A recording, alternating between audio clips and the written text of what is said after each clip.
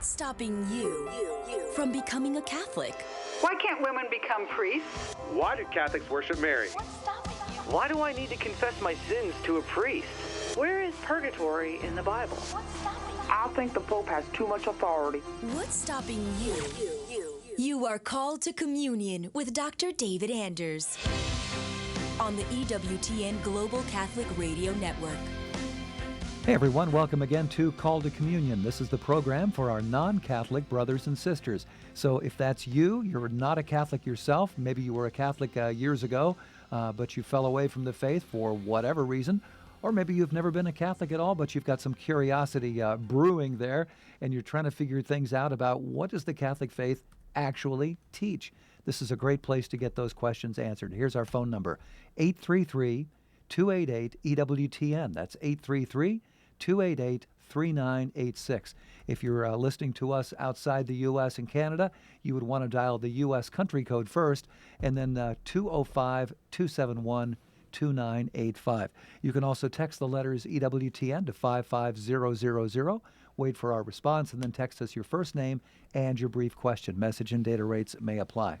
Again, the phone number here, 833-288-EWTN. Michael Birchfield is our producer. Ryan Penny is our phone screener. Jeff Burson is on social media. So if you pose any questions via Facebook or YouTube, he will pass those along to us here in the studio. I'm Tom Price, along with Dr. David Anders. Tom, how are you today? Couldn't be better. How are you, my friend? I'm hanging in there. Thank you. Got a couple of emails we're going to lead off today while we're getting some of these calls screened. Here's one from Roger who says, when Jesus was asked, how should we pray? Why didn't he teach about contemplative prayer? Again, that's from Roger. Thank you very much. So, first of all, how do you know that Jesus didn't teach about contemplative prayer? And you're referring to the passage in the Gospel where he gives us the Lord's Prayer, right. Our Father. Yeah.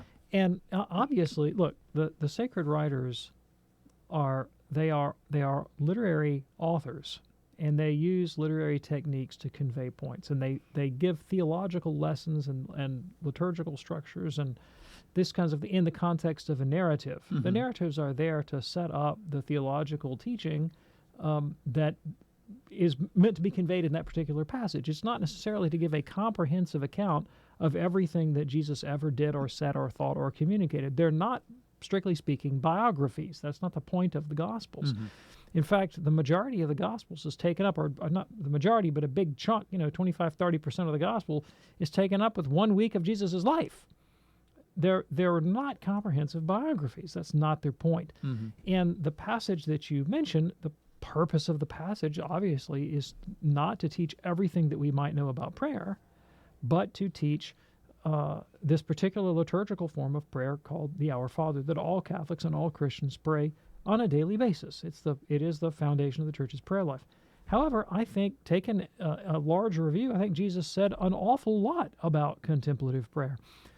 First of all, he tells us that mere repetition of verbal formula is ineffective, and that we will not receive any reward or answer from God if we just pray like the pagans do, thinking we will be heard because of our many words.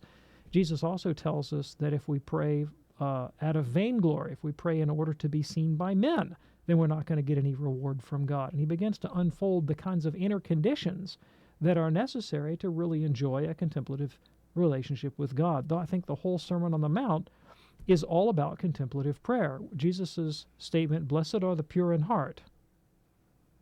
Blessed are the pure in heart, for they will see God, is almost a one-sentence primer on the ends of contemplative prayer. If you read John Cassian is one of the church fathers. He was a monk in the Middle East and also in Egypt, who interviewed a number of the Desert Fathers about their spirituality and practice, and the record of those interviews has come down to posterity as one of the major sources for monastic spirituality. John Cassian interviews Abbot Moses the Black, a famous Desert Father, and he says, Moses asks Cassian a question. He says, so John, why do we do what we do, we monks in the desert? Why do we fast and watch and pray and live these lives of abnegation and abstinence and asceticism? And John Cassian, the young man, says, well, to get to heaven? And Abbot Moses says, yeah, obviously. But, what's the immediate goal? Why these particular means. Mm-hmm. Cashin says, beats me. Why do you do it? And Abbot Moses says, the end is purity of heart. Purity of heart, without which no one will see God. And in fact, the entire contemplative tradition is almost a riff on that one admonition. Blessed are the pure in heart, for they will see God. The peacemakers, the meek, the merciful, those who hunger and thirst for righteousness. If you read a modern writer on the contemplative like Father Jacques Philippe, he'll tell you that the essence of contemplative prayer is not so much a particular datum of intellectual content that we might hold in mind, but a certain disposition towards God of trust and faithfulness, of eagerness to be united to God in charity, an openness, a willingness to be moved upon by the Holy Spirit. That's all we bring to the table, and God does all the rest. Jesus says in the Gospel of John, chapter 14, whoever loves me and keeps my commandments, my Father and I will come to him, make our dwelling within him. In what manner? St. Thomas, commenting on that passage, says, in the manner that the known is in the knower, and the beloved is in the lover. Again, this is the end of contemplative prayer. So when you take the whole teaching of Jesus into consideration, I think Christ taught about very few things other than contemplative prayer. It's all there. Just got to look for it a little bit. Roger, thank you so much for your email. Here's a quick one now from an anonymous listener. Why are there so many Hail Marys in the Rosary? Thanks. The Rosary was designed basically in imitation of the Benedictine Psalter. It is the practice of monks in the Benedictine tradition to pray through the 150 Psalms of David on a weekly basis. And the Rosary, as first conceived, was 3 cycles of mysteries with 15. My math just went out of my head. Basically, 3 cycles of 5 mysteries. Yes. So times 15 times 10 Hail Marys equals 150. Right. Okay. Now, Pope John Paul messed the math up. He added some new mysteries. But basically, that was the idea, that over the course of a week in meditating on the mysteries of the Rosary, one would pray at least 150 and salutations to the Blessed Virgin Mary in imitation of the 150 Psalms that the Benedictines prayed. Why? What's the purpose of that? Well, Benedictine spirituality actually stands kind of at the heart of the whole Latin tradition. We just talked about John Cashin. Yes. The whole sort of monastic thrust. Most lay people in the Middle Ages didn't have time or inclination or ability to sit there and read through 150 Psalms. This was a way to kind of participate in that spirituality in a more easily accessible way. And it's been found to be useful for other reasons as well. Beautiful. But I mean, there's nothing magical about 150. You want to do 149, that's fine. If you get stopped at 75, God knows what you mean. Off you go. Our phone number here, 833-288-3986.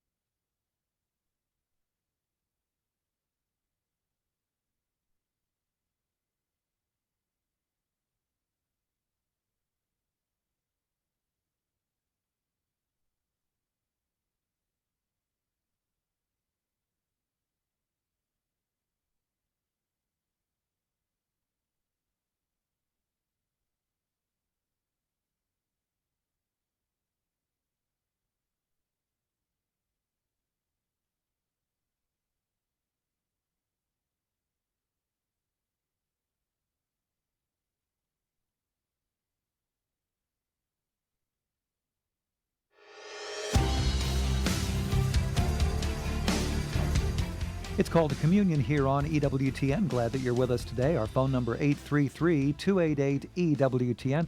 Before we get to the phones, we're going to do a quick text here from Jacob, who's listening on Spirit Catholic Radio. He says, "Hi, Dr. Andrews. Could you please discuss how we as Catholics should respond with pastoral sensitivity to homosexual persons who do not share our faith? Now, I understand that homosexual acts are always intrinsically disordered, but I also know that there are homosexual persons who find happiness and fulfillment with their partner. Are civil unions an acceptable compromise? Thank you. Lot going on in this question, Yeah. and it's a difficult one, and I probably won't do it justice in this brief phone call. Let me address a few things. The question of homosexuality as a not terribly common, but pervasive psychological tendency in human history is something that we can date and locate in the historical record going back thousands of years. So there've always been people who have had homoerotic attraction. Mm-hmm. There is layered on top of that in our present culture a whole set of ideological convictions about how to regard those inclinations, and I think it's challenging to talk about the question of homosexuality abstracted from that cultural architecture. Mm-hmm. Because one of the things that the history of homosexuality down through the centuries shows us is that different cultures have had radically different ways of conceiving about what this meant and how you should act it out or should not act it out and so forth.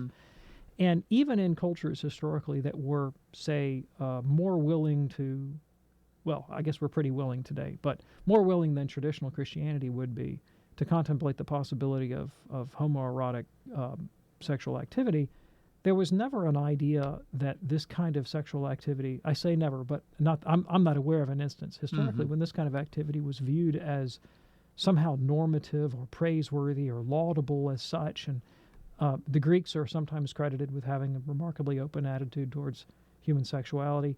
I think the record is a little bit different when you go back and actually study it. I mean, Aristotle once compared homosexuality to eating dirt. Because he said, look, this is, we're not biologically adapted to do this any more than that was the analogy. We're not biologically adapted to eat dirt. It's not physically good for our bodies to consume. We need to eat grains and nuts and seeds and beans and whatever else, humans ought to consume. Agricultural produce, not something that we're not biologically adapted for. And it's just you just look at the biology of the thing. You know what sex is for, and this is not what sex is for, and it's not particularly good for you, And it was recognized to be, if not statistically common, at least a pervasive minority of sexual appetite. But they kind of regarded it with a certain degree of distaste, and put it within a certain constrained boundary. Obviously, in today's culture, people look at sexual activity in a very different way, and they're starting with kind of the liberal hypothesis that what's good for a human person is not what is in accord with their with that for which they're biologically adapted, or which would lead to kind of a robust notion of human flourishing, but rather simply what pleases me, what do I in my will desire, and my subjective satisfaction being the only rule for whether something is good or bad. And you have to kind of disentangle those notions, and that's tough to do in conversation. So talking philosophically about homosexuality is one thing. Talking pastorally about how do you advise somebody, that's different. And I think, going to first principles, trying to draw out those implications. Where did you get this idea that subjective satisfaction is the only rule through which we should evaluate this kind of activity? Aristotle said something else one time. He said, call no man happy until he's dead. And what he meant by that, I think it's a great statement, call no man happy until he's dead. And what he meant by that was that when we're passing a verdict on a human life, obviously many more things need to come into consideration than just the question, am I satisfied? Mm-hmm. I asked someone the other day, a family member of mine, we were having this philosophical discussion, not about homosexuality per se, but about what constitutes a good human life. And in my family, my grandfather sort of stands as one of those mythic pillars. He was one of these fellows, first in his family to go to college, worked all night in a steel mill or a paper mill to pay for his education, got 2 engineering degrees, started a business, supported a family. I asked one of my uncles one time, what did my granddad do in his spare time? He said, your grandfather didn't have any spare time. He was working all the time to take care of his family. Only person that got a job out of the Depression, that kind of thing. Yeah. Amazingly fair dealing, would, rehabilitate people that were stealing from him, gave to the poor, was just a pillar of the community. When he died, people came out of the woodwork and said, your grandfather was an outstanding individual, never met anybody like him, fantastic person. So we all kind of revere his memory. And he wasn't a Catholic, but if he'd known about the Catholic Church, I'm sure he would have gotten on board. And he's Catholic today, either way, because he made it to heaven, I'm sure. Just a great guy. And I asked my friend, my family member, I said, how would you regard my grandfather differently if when he was, say, 70 years old and he had this lifetime of accomplishment, if he up and announced that he was going to leave my grandmother and go off with his gay partner and start a brothel in Las Vegas? How would that change your verdict on his life? And provided he found it tremendously subjectively satisfying and was very happy in that, subjectively gave a report of himself as being happy. Would that change your assessment of his life? And the answer was, well, obviously. Well, why? It wasn't because he was living some sort of authentic life, true to himself and, in accord with his real feelings. No, because the verdict of his life was that he was a man for others. And it wasn't about him or his sexual satisfaction. It was about, who was he in the world and what did he contribute? And that's why you kind of wait to the end and you pass the verdict. This person was a noble person and that was the life they ought to live. And I really think historically, that's how we thought about human sexuality. Human sexuality was one part of a human person that necessarily had wide-ranging social implications. My sexual activity is never private. It's always public in some fashion because it has public downstream consequences. Do I take my sexuality and put it at the service of the family and of the common good, even perhaps at the sacrifice of my own private satisfaction? Is that the meaning of my sexuality? Or is it just some sort of tool that I can exploit for my own private aggrandizement or pleasure?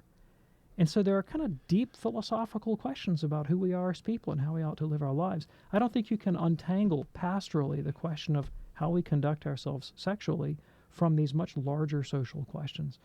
Do children deserve a mother and a father? That's a really profound question. It's a very important one, and it's intimately connected to the question of who should raise kids, where do babies come from, what kind of family should they be raised in, who has the right to children, and why? And you can't disentangle these from this question of my sexual attractions and whether I should or should not let that be the rule of my behavior. Fascinating. Jacob, thank you so much for your text. Then we are ready now, if you are, to go to the phones at 833-288-EWTN. Let's begin here with George in Dallas, listening to us today on YouTube. Hey, George, what's on your mind today? Hey, what's up, y'all? Hi there. Merry Christmas and Happy New Year. Well, thank you. I have a question in reference to indulgences.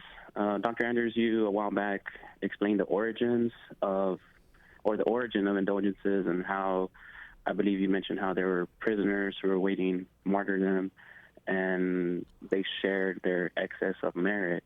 Well, my question is, how can someone, or what does it mean, or both, to have excess of merit? What does that mean exactly? Thanks. How I do you appreciate have it. Thank you. So don't think about merit as if it were a quantity. Like I'm a receptacle and I can hold like 8 ounces of merit, and all of a sudden now I've got 10 ounces, so I'm overflowing, and I've got to get rid of my extra merit, so I'm handing it off to you. Don't think of it in those terms. That's the wrong metaphor, and perhaps excess is an infelicitous word, but it's clearly a biblical idea that God hears the prayers of the righteous more than he hears the prayers of the unrighteous. Now, God will hear the prayers of the unrighteous too. If he didn't, we'd be out of luck. We could never be converted. We could never pray to God for forgiveness because we'd always be praying in a state of mortal sin and never get out of it. God hears the prayers of the unrighteous also, particularly prayers of repentance. But it's a biblical principle that God hears the prayers of the righteous more than he hears the prayers of the unrighteous. Way back in Genesis 18, Abraham pleads with God on behalf of the city of Sodom. And he says, will you spare this city if I can find 10 righteous people? And he's whittled his way down to 10. He started out at, 100 or whatever. Yeah. And God answers Abraham and says, yes, for the sake of the 10, I'll spare the whole city. So on behalf of the righteousness of a few, I will show clemency and mercy to the many. And same thing happens with Moses. God says, get out of the way, Moses, I'm going to wipe out Israel. And Moses says, far be it from you, O God. If you do this, your enemies are going to say you couldn't lead your people into the promised land, and you're going to, you'll get a bad reputation for yourself, and remember your promise to the patriarchs. And God says, okay, Moses, because you asked, and, out of fidelity to Abraham, Isaac, and Jacob, I'll spare this stiff-necked and wicked people. Again, same principle. Yes. And in the book of James, chapter 5, James says explicitly, the prayer of a righteous man availeth much, accomplishes much. And he also deals with the problem of why your run-of-the-mill Christian doesn't get his prayers answered. And St. James tells us, he says, it's because you pray with wrong motives. So there's a right way to pray, a wrong way to pray. There's a righteous way to pray, an unrighteous way to pray, and God's more responsive to one or to the other. Now, obviously, the preeminent example of the righteous availing on behalf of the wicked, of course, is the sacrifice of Christ, whose sacrifice is of infinite value and availeth much for our good. But those who have been transformed in grace and become members of Christ's body also participate in that economy, so to speak. So St. Paul tells us in 2 Corinthians 5 that the apostles are like Christ's co-laborers, and God makes his appeal through them. And Paul can tell us in in Colossians chapter 1, he says, I fill up on my own flesh what's lacking in the sufferings of Christ on behalf of his body, the church. And so that intercessory relationship of the few for the many, which is made possible because of the grace of Christ distributed throughout his body, but to a supereminent degree in the saints, whose prayers are thereby more efficacious than the hoi polloi, so to speak. That's a biblical idea. And the regime of indulgences was just kind of an institutional recognition of that fact, and the creation of a structure that could rely in a consistent kind of way on that theological dynamic. It was the recognition that the church contains within its body members of extraordinary merit, through whose prayers we might expect extraordinary mercies from God. And because the church has the power to bind and loose, to distribute the grace of Christ and the merits of the saints, it is sensible for the church to sort of take charge of that process, so to speak, and then say, look, we will impetrate God on your behalf through the merits of the saints to grant these favors on your behalf, just like Abraham pled on behalf of Sodom. The church pleads with God, naming those 10 righteous men, so to speak. And God says, yeah, for the sake of the few, I'll spare the many. George, thank you so much for your call. We hope that is helpful for you. And that opens up a line for you right now, 833-288-EWTN. That's 833-288-3986. It is called to communion here on EWTN. We'll be talking with Jim in a moment here. But first, a Facebook question that just popped up from Lucia. She says, people say that there are too many man-made rules in the Catholic Church. How should I respond? Okay, thanks. So I think you have to ask questions and specify, maybe draw some distinctions. That's possible. Maybe there are too many man-made rules in the Catholic Church. You ever read the Code of Canon Law? Oh boy, it's very long. It's got a lot of rules in it. All right, and the Church doesn't maintain the position that just because the Church promulgates a rule that rule can't be changed. And Church changes those kind of positive laws. Those, look, the civil government passes a law that says you can't drive faster than 55 miles an hour. Whoops, that dates me, doesn't it? Now then they changed it to 70, right? They changed the law because both laws were there to serve the common good. Yes. But after looking at the data on crash reports and gasoline costs and all the rest, they said, 55 was good, but, 70 will be better. We're going to change the speed limit on the interstates. And the Church does that too from time to time. There are those kinds of rules governing, the liturgy or, how you handle annulment cases, and there's kind of the administrative machinery of running this organization called Catholicism. And those rules are subject to change, and every once in a while, the Pope will send down a motu proprio and say, I'm changing canon number 917.A. It now reads like this, right? Okay. And that we do that, and that's okay. That's okay. But should there be rules? Because really when people say there are too many rules, sometimes what they mean is, I don't want any rules. Get these rules away from me. Well, you got to have rules. You have to have rules about which side of the road to drive on. If you have a society of people that are trying to live in community, if you don't have law of some kind to govern their social relations, then you can't possibly have any kind of unity. It's for the sake of the common good that you have law at all. You have to have a rule about, well, how do you know if somebody's really been baptized or not? Yeah. How do you know? I mean, it's an important question. Have I been baptized or not? Somebody poured a beer over my head at a party. Did that count? By the way, no, it doesn't. Okay, good. We did get a question earlier about whether monks invented beer. We have to answer that one, too. We will definitely get to that. But there are other things that the church can't possibly change. The church could not declare, for example, that murder was okay, or that adultery were okay, or that it was right to not worship God. See, these things are not just man-made rules. These are inscribed in our very nature by our Creator, and they're descriptions more than rules of that which conduces to our true good. The church can't change that. Thank you. And Lucia, thank you so much for your question. I'm glad you're watching us today on Facebook. In a moment, we'll talk with Jim in Eureka Springs, Arkansas. We have a line open for you, 833-288-EWTN, here on Call to Communion.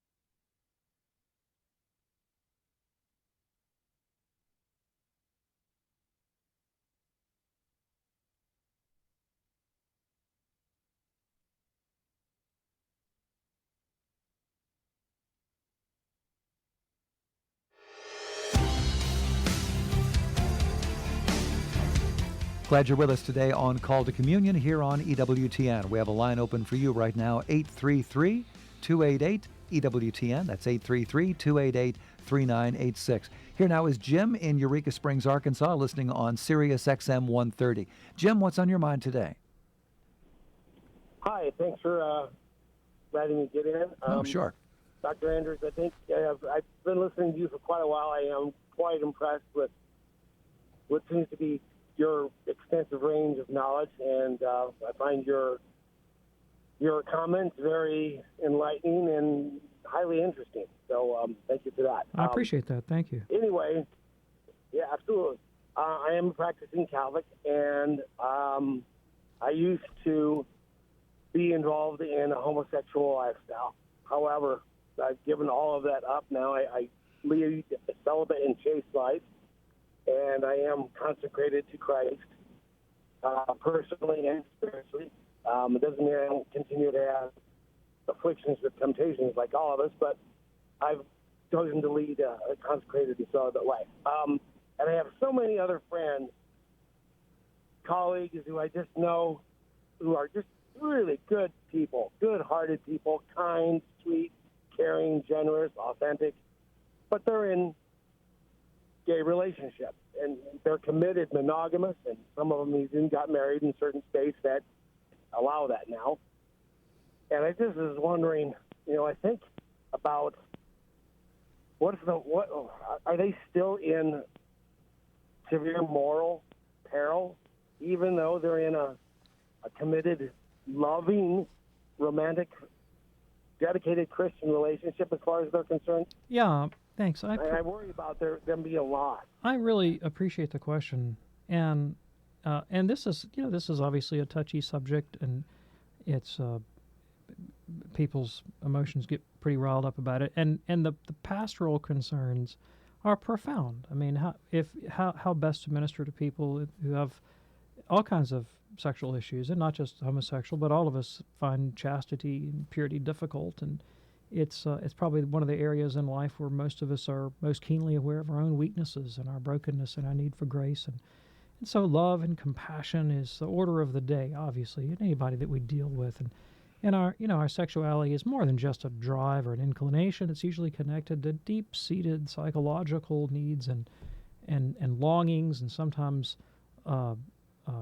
difficulties in our past and traumatic experiences in our youth, and we have to take all of that into consideration. If we're a therapist or a counselor or a priest who's trying to help a person, we take all that into consideration, and the difficulty of really trying to penetrate into the heart of another person's soul and understand their subjective experience and what's going on, walk in their shoes, is so difficult that we understand that ultimately it's only God who can judge the degree of moral culpability of a person, right? So we have an obligation to try to shine the light of truth on human relationships and human decision-making and human activity in a loving, kind, pastorally sensitive way.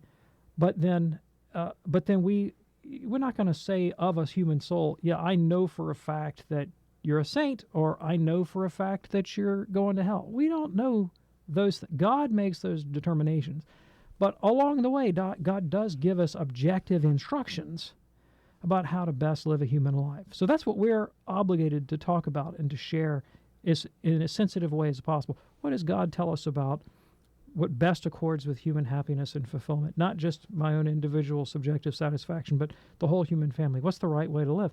We teach that, we love that, and we live that, we pray it, and we try to inculcate that in society, but again, with a deep pastoral sensitivity to the individual person. Now, earlier in the show we talked about, how do you assess the good of a human life? And is it adequate? Is it adequate to ask a person, are you subjectively satisfied with your attitude toward sexuality or your sexual activity? And you might get the answer yes or no. Well, is that an adequate way to assess human sexual activity, just in terms of a person's subjective self-reporting? And I think a little investigation reveals that that's really not adequate. That's really not adequate. How many? I think about some people that I know that are very dear to me, older married heterosexual couples, where one partner is physically disabled rather extraordinarily, and it ain't about the sex life at this point, Right. And I'm not going to take a poll, but I mean, if I had to, I would imagine that there's probably a lot of subjective dissatisfaction with the quality of sexual activity in a relationship like that. But does that mean that human sexuality is not involved in that couple's ongoing relationship? No, it is, because their maleness, their femaleness, their common parenthood and bonding, that they've raised a family together and built a life around that, all plays in. That's part of their sexual nature, and it all plays into their ongoing lifelong fidelity through sickness and health, wealth and poverty, better, richer, poor, all the way until death. So, they remain sexual beings who are living their sexuality in the context of an enforced abstinence due to external circumstances. If you ask that couple, are you satisfied? You're going to get a very complex answer. Sure. Probably not with the sex part. Probably not very satisfied. But the quality of their overall life is meaningful and even noble, precisely because of their decision to say no to sexual activity. What would it entail for somebody in a life like that to find enjoyable, personally satisfying sexual activity? It would involve infidelity. There's no other way. Right. It would be infidelity. Right. Well, how would you assess the meaning of that life? Well, now it's suddenly become ignoble. We wouldn't look at that and say, good for you for pleasuring yourself. No, shameful. I'm sorry. That's not an adequate way to assess the situation. And some people say, well, look, it's just in the privacy of my own bedroom. What do you have to do with my own bedroom? Well, everything, it's not. First of all, it's not. As you've already pointed out, these are public relationships you've just talked about. They're public relationships. They're making a statement to the world by their activity about how they evaluate the good for the human community, the good for the human family. Mm-hmm. And what they've put front and center is the question of my own subjective sexual satisfaction. That's the benchmark that's being used to order human relations here. And it's caused you, Jim, to raise a question. Well, if it causes you, Jim, to raise a question, don't you think it causes your son or your nephew or your niece or your daughter to raise that question too? All right? You see how there's really no such thing as a private sexual relationship. They're all public. Sure. And they send a common message about who are we as human beings? What do our lives mean? What's the purpose of our sexuality and our relationships? What does that have to say about family, about children, about who should raise children and why, where our loyalties lie? The classical Catholic picture is that God gave us human sexuality so that we could have babies. And he wants us to have babies, so he made sexually pleasurable. And everything about our biology orders us towards wanting to have lots of it. And the natural end of that process would be lots of babies. And he also built into our biology and our psychology a natural attachment to the progeny that we bring into the world, and usually to the people with whom we bring them into the world. So mommies and daddies, more often than not, would tend to be attracted to one another more than just sexually, be bonded with those kids so that they could create an environment in which those children could grow up loved and cared for, taught, morally educated, and become productive members of society based on that first unit of culture, which is the family. And the more we move away from that, the more we inevitably break children away from their parents, parents away from one another, and towards a whole different model of what it means to be a human being. You have to take all of that into consideration when you're trying to evaluate the good of a human life, the ends and purposes of our sexual activity. Now, that's a whole worldview that you have to swallow. How do you deal with that in your friend next door who's in a gay relationship? Mm-hmm. Well, step by step, piecemeal, friendship, love, compassion, and as you know, it's not all coming up roses in the homosexual lifestyle. It really isn't. And I'm not going to go and list all the statistics, but you know them. It's not objectively good for you, regardless of what you subjectively may report. Okay. Hey, that's a great question, Jim. And the podcast of this program will be available in the next couple of hours. You may want to refer your friends to that podcast. The address is EWTNradio.net, EWTNradio.net. Thanks again for your call. This is Call to Communion here on EWTN. Fred is listening in Louisville right now on our longtime EWTN radio partnership with Holy Family Radio. Fred, what's on your mind today? Yes, I heard the homily a couple of days ago, and it was about the birth of Jesus with Mary, and the birth was just like a normal birth from any other mother, and that Jesus came through the birth. And I was wondering what the church teaches on that, because I didn't think that was true. Yeah, thank you. I appreciate the question. So the church teaches that Jesus' birth was not a normal birth. It did not occur the way most human children are born. But Christ was born in a miraculous fashion so that the virginity of the Blessed Virgin Mary remained intact, and she is ever virgin before, during, and after the parturition, and it was a miraculous delivery. There you go. Fred, thank you so much for your call. This is Call to Communion here on EWTN. I want to get to that very brief question that we got here. Let's see if I can scroll up to it here. Steve on Facebook wants to know, did Catholic monks invent beer? Yeah, what a fun question. It is. Best of my knowledge, Catholic monks did not invent beer. I think beer was invented by the Egyptians, but we had a lot of monks in Egypt, and Catholic monks definitely cultivated the art of beer making, and German monks and Benedictine monks and Trappist monks, in particular, have been brewing beer for a long time. The Trappists, in particular, have become quite famous for it. Oh, yes. And it's not easy to be an authorized Trappist brewery. My understanding is there was a Trappist monastery in Massachusetts within the last few years that finally got the right to take the label Trappist beer. Mm-hmm. They've begun brewing in Massachusetts. I don't know that they can export outside the state. I don't know if I can get it here in Alabama or not. But the Belgian Trappists are big on brewing beer, and in the 16th century, when the European explorers were traveling around the world discovering new agricultural products, they happened on coffee, and they thought coffee was pretty neat stuff. But it was the infidels' drink, because the Muslims were drinking a bunch of coffee. Sure. And the Turks had their coffee houses all in Istanbul and so forth. And so it was a question. They're like, well, can we drink this infidel drink? And I read one time an article about some German monks, and they were suspicious of this newfangled coffee beverage, and they decided they were going to stick with their traditional breakfast beverage, which was beer. Okay. and they would occasionally, there were some German monasteries that for Lent they would go on a very strict fast, beer only. Wow. The beer only fast. And I read a beer blogger once who decided he was going to follow the monks in that, and he went on a beer only fast for Lent, lost a lot of weight. I don't recommend it. Don't recommend that system. But there's been a long relationship between Catholic monasticism and the brewery. But they did not, in fact, invent the beverage. I believe that is credited to the Egyptians. Okay.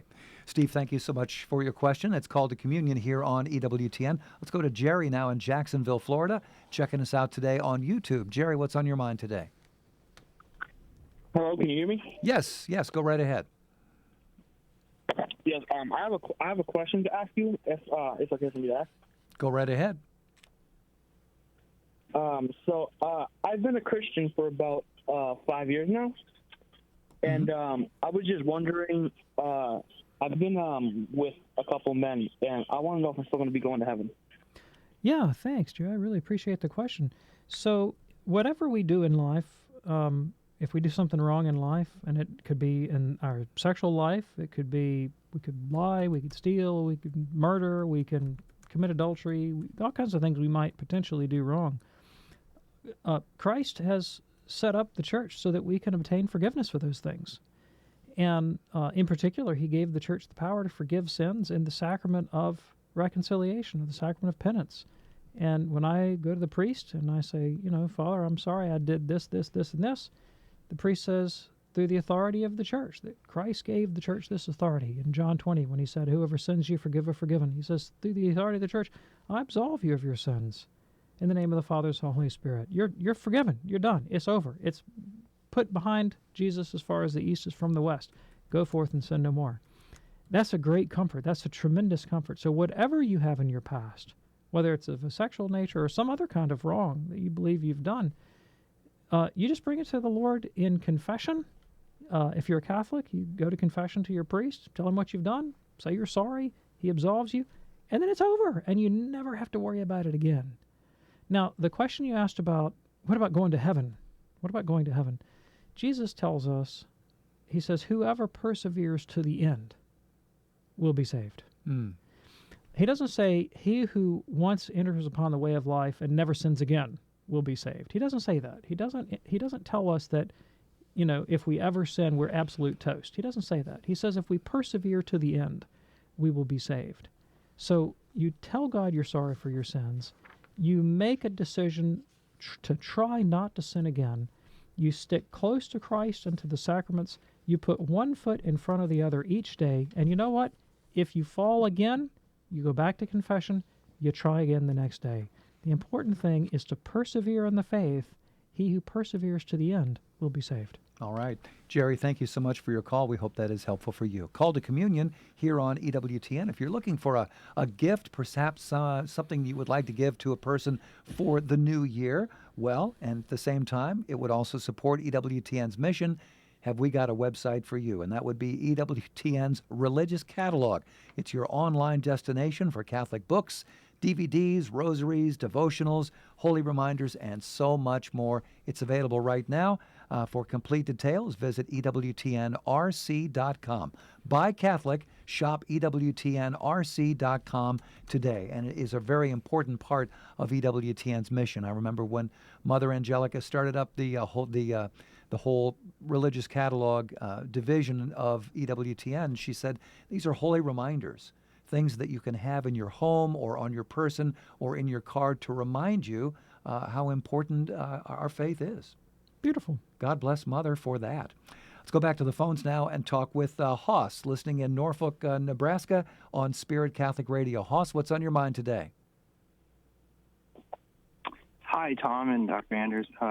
Happy New Year, and just hope it's all going great. Thank you. I had a question about the souls in heaven, and I guess, are the souls in heaven lacking, being that they don't have their bodies? I know that you've answered this before, but I was looking for a little more nuance or a little more information.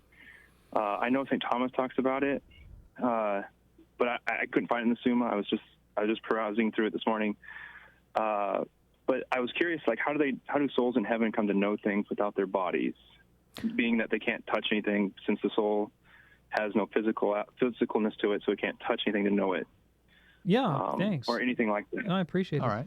So, yes, the souls in heaven are lacking because the soul is the form of the body. It's the principle of animation of a body.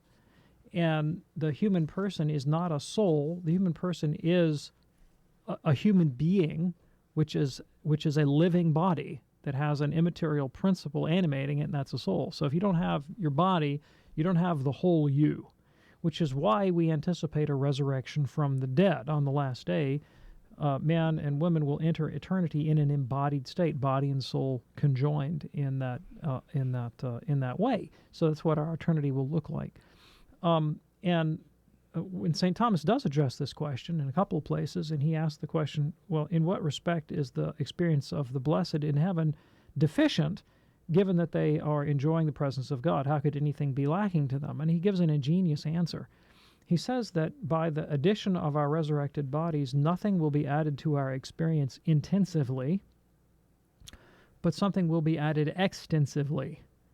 And this analogy strikes me. As I've mentioned many times on the show, I really like pecan pie. Yes, you do. And if I don't eat it anymore because of the prediabetes, but I enjoy the taste. So if I put a bite of pecan pie in my mouth, my whatever gustatory capacity I have to sense sugar is maxed out. Right? There's no more sweet taste that's being conveyed to my tongue. It's impossible. It's like the maximum sweetness. Gustatory. What a great word. And is that even a word? Wow, I don't know. It is now. So I'm totally maxed out on my capacity to absorb sweet. Okay. What would happen if you added chocolate chips to the pecan pie? Nothing would be added to the intensity of my pleasure. But now all of a sudden my pleasure has become somewhat more variegated. It's become more there's more context to it. Mm-hmm. There's development in there. Nothing in the intensity of the experience, but the breadth of the experience has grown. Thomas says something like that happens to the blessed souls in heaven. In intensity, their joy is complete. Nothing can be added to it. All of a sudden you add the body. Now they have added to that experience an embodied experience of heavenly and eternal bliss. Well, that makes sense to me. That's a brilliant analysis. To your question, how do they know? The souls in heaven have the beatific vision. They are united to God and see God in his own essence. And so they know all things in God. Okay. Appreciate that. Let's go to Candy now in Orlando, Florida, listening on YouTube. We're not going to get to Candy. We'll get to Emiliano in Houston. Hopefully we'll get to Candy as well. Not too much time left in the program. Emiliano, listening on Guadalupe Radio. What's on your mind, Emiliano? Hey, first of all, Happy New Year to all of you. Thank you. And may I have a question? It's what do you know about sedevacantism, and what's your opinion about it? Thank you. Sedevacantism is the ideological position that there is no pope. That's the doctrine of the Sedevacantists. They hold that there is no pope, that the current office holder of the papacy is a pretender and not a valid pope. I think they are lunatics. That's what I think, because you can stop any cab driver in any city, whether he's Catholic or not, and say, where's the pope? And he's going to finger the right guy. I mean, whether he thinks anything of the Catholic Church or not. I mean, the existence of the Catholic Church as a visible institution and of the papacy as a visible institution is as obvious as the nation of France. It's like saying there's no France. Yeah. I mean, there's a France. There it is. You can get on a boat and go to it. I mean, there's a pope. There he is. You may or may not like the current pope or the last pope or the next pope. It's irrelevant. He's pope. There he is. There go he ahead. is. And look, if you don't trust your own judgment, go find a Catholic bishop. Ask him who he answers to. Any Catholic bishop. I don't care. Find anyone you want. Is there a pope and where is he? They're going to tell you. Yeah. All right. Catholic priest. Catholic layperson. St. Augustine dealt with something similar in the 4th century, a group called the Donatists that said, we alone are the Catholic Church. And he said, you guys are crazy. The verdict of the whole world is against you. Every Catholic throughout the entire world knows what the church is. It's not you little sect in North Africa. And the same thing I say to the sedevacantists. Christ established the church with the papacy as an essential part of its constitution. And remember that the papacy that Christ established, he gave us a pope who was a coward and a turncoat, right, who ran away when pressure came. So, like, Christ anticipated that the papal office could have sinners and saints that would occupy it. So the moral quality or prudential wisdom of the pope has nothing to do with the validity of the office. Christ set it up that way. And if Christ set it up that way and promised that the gates of hell would not prevail against it, then it is the height of hubris for some tiny little ideological party within the Christian world to set themselves up as the judge of who is or is not a real pope when the verdict of the whole Catholic world is against them and the teaching of Jesus. Exactly. So I think it's a lunatic position. Okay. Emiliano, thank you so much for your call. Now we'll get to Candy in Orlando, Florida, listening on YouTube today. Hey there, Candy. What's on your mind today?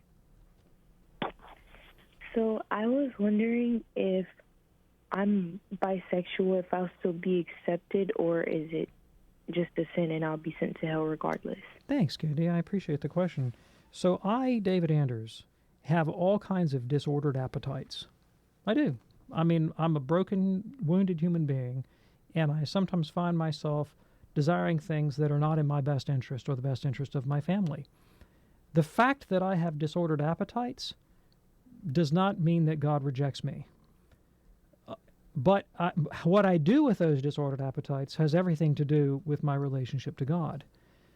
I need to love God above all things and love my neighbor as myself, and I need to love myself in God, which means I need to desire for myself the good that God desires for me. One of the goods that God desires for me is my own chastity, right? That I keep my sexual activities and my sexual appetites in check and essentially put them at the service of my family and of the common good of society, and not just to serve my own private pleasures. Is that difficult? Yeah, it's difficult for every human being that's ever lived. Chastity, like all the other virtues, is difficult. And for many of us, we struggle with this and all of the virtues, and that's why we need grace. That's why I go to confession on a weekly basis, about every week. Why we pray. We ask God for help to live the arduous and difficult demands of the moral life. And if I love God and I love neighbor and I seek forgiveness for my sins and I persevere in the faith until I die, then I'll be saved. All right?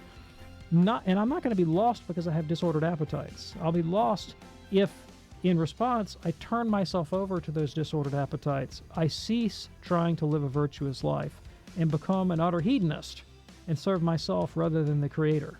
Then I'll be lost. So the appetites create an occasion for me to either acquire merit by fighting strenuously and hard towards the good, or for sin if I serve my appetites rather than God. Hope that's helpful for you, Candy. God bless you, and thank you so much for your call. Dr. David Anders, thank you, my friend. Thanks, Tom. We do the program each and every Monday through Friday at 2 p.m. Eastern right here on EWTN. Until next time, I'm Tom Price. Have a wonderful day. God bless.